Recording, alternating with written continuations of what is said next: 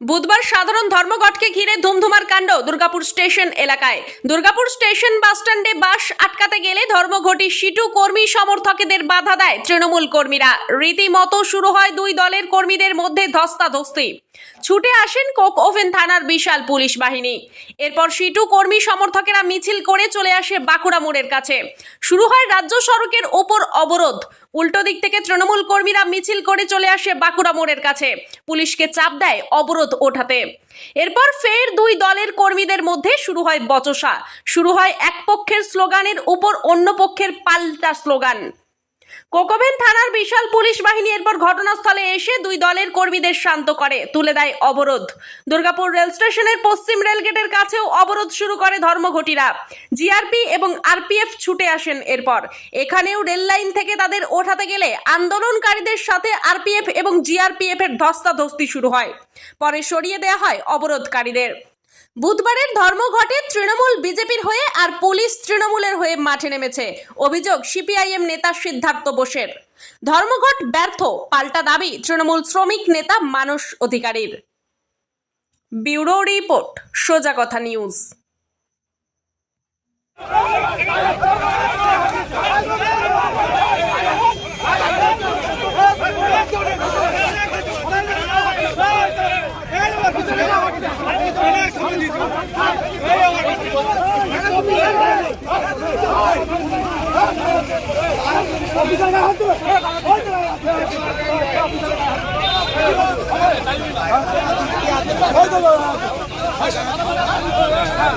উপরে যেভাবে চাপ তৈরি করছে সেই তার বিরুদ্ধে আমরা নেমেছি। কারণ মোদী সরকার চায় যে সমস্তটা তার হাতে থাকবে, কোনোটা যে মালিকদের এবং যে মোদী সরকারের বোঝাপড়ার মধ্যে দিয়ে তারা চলতে চাইছে। আপনাদেরকে তো তুলে দিল না, তুলে দেয়নি, আমাদের তুলে দেয়নি। আমরা যে এখানে অবরোধ করলাম কিছুক্ষণ, আমরা আবার যে অবরোধ, আমরা রাস্তায় আছি, আজকে সারাদিন রাস্তায় থাকবো। তুলে দেওয়ার ব্যাপার নেই, আমরা এই সরকারের বিরুদ্ধে একদম আমাদের লড়াই জারি থাকবে। কারণ এই সরকার জিনিসপত্রের দাম বাড়ছে, ওষুধের দাম বাড়ছে, সমস্ত কিছু আজকে এই সরকার যা খুশি তাই করছে মোদী সরকার।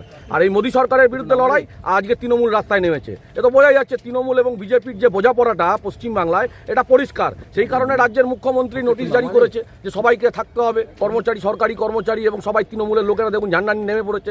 এই বিজেপির হয়ে তারা কাজ করছে। আমরা তো প্রথমেই বলেছি যে বিজেপির হয়ে তৃণমূল রাস্তায় নামবেই। মানে অবরোধ তুলতে গেলে প্রতিরোধ হবে, প্রতিরোধ হবেই। যেভাবেই হোক আমাদের যে শক্তি আছে সেই শক্তির বিরুদ্ধে, সেই শক্তি নিয়ে আমাদের প্রতিরোধ হবে। আপনারা কি রেল অবরোধ করলেন? হ্যাঁ, রেল অবরোধ হলো।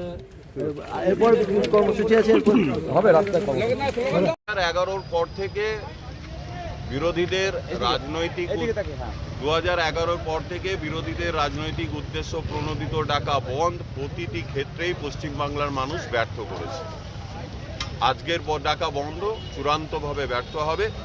আমরা দুর্গাপুর কোর কমিটি আইনটিটিউসি দুর্গাপুরে যতগুলি ইউনিট আছে প্রত্যেকটার গেটে গত দুদিন ধরে বন্ধকে ব্যর্থ করার আবেদন জানিয়েছি সাধারণ মানুষের কাছে। এবং আজকেও আপনারা দেখতে পাচ্ছেন স্বতঃস্ফূর্তভাবে মানুষ এখানে প্ল্যান্টের ভিতর প্রবেশ করছে। প্রোডাকশন কোনো রকমভাবেই হ্যাম্পার হবে না। আর প্রোডাকশন যদি হ্যাম্পার করার কোথাও চেষ্টা হয়, আইনটিটিউসি তৈরি আছে সেই জায়গাটাকে মেকআপ করে দেওয়ার জন্য। সেইভাবেই থাকবে, অসুবিধা হওয়ার কোনো কারণ নেই।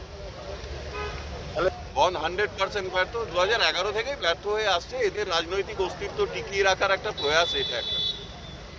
আপনার নাম? আমার নাম মানস অধিকারী, আমি দুর্গাপুর আইনটিটিউসি কোর কমিটির একজন সদস্য।